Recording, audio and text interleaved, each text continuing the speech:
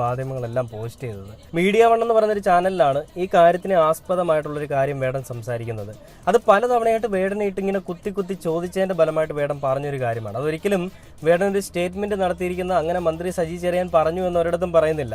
ഇപ്പം മാധ്യമങ്ങളിൽ വരുന്ന എല്ലാ പോസ്റ്റുകളിലും പല ആളുകളുടെയും കമന്റ് എന്ന് പറഞ്ഞു കഴിഞ്ഞാൽ ഈ വേടൻ നിലപാടില്ലാത്തവനാണ്, പരിപാടി നിർത്തി പോടാ വേട്ടാവളിയ എന്നൊക്കെ പറഞ്ഞുകൊണ്ടാണ് സംഘിമിത്രങ്ങൾ മെഴുകുന്നത്.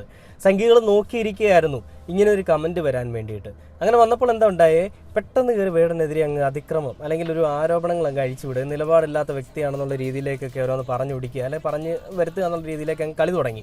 ആ കളി തുടങ്ങിയതിൻ്റെ ഫലമായിട്ട് ഇപ്പോൾ വേടനെതിരെ വലിയ രീതിയിലുള്ള അക്രമങ്ങൾ പല സ്ഥലങ്ങളിൽ നിന്ന് ആരംഭിച്ചു. വേടൻ അതിന് പിന്നാലെ കഴിഞ്ഞ ദിവസം ലൈവ് വന്നിട്ട് കാര്യം പറയുകയുണ്ടായി.